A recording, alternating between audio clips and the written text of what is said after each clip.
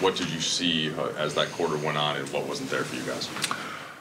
Just, for us defensively, fouling. Too many fouls. I think they had 9 free throw attempts in the first quarter alone. And offensively, we were a little indecisive. But, you can't give up 45-point quarters. You're going to be playing behind the 8 ball the entire rest of the way if you don't in turn get high or get stops. But we're able to put together a couple good defensive quarters in the second and the third specifically. We just, again, coming out a little slow, fouling, bad fouls, giving up offensive rebounds in the second quarter. But again, our guys competed. They competed hard. We tried to play downhill as much as possible. But, only 8 free throw attempts, I guess it wasn't good enough. We weren't playing as physical as we normally do, which in my mind I thought we were. Earlier in the year in this matchup, I know Wood had a couple big rebounding games. He's not available. Vanderbilt not available.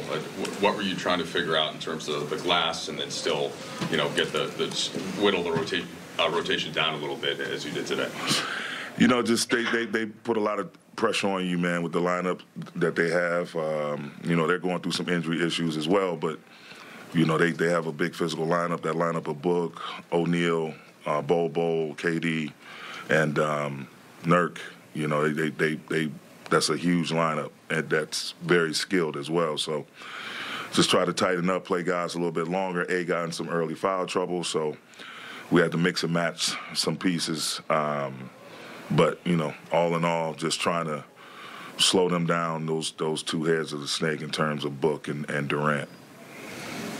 Darvin, kind of twofold. You mentioned the free throws. I think 8 is a season low for you guys in attempts.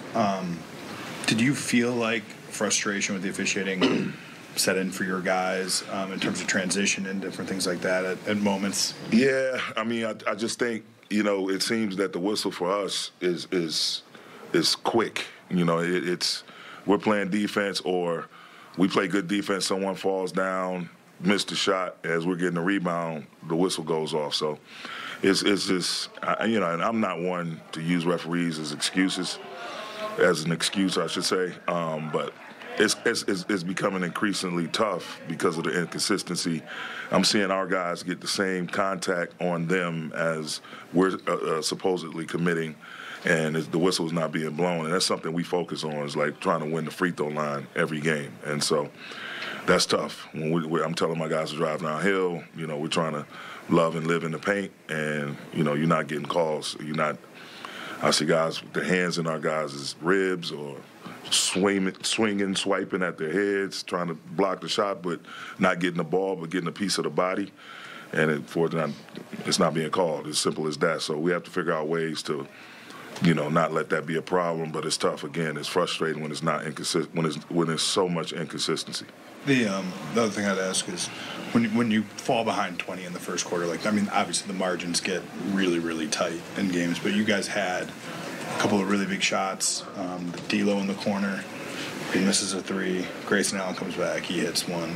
LeBron had a drive, I think, when you guys were down 5 or 6. Ball bounces in and out. Yeah. Suns come back, hit 2 big threes.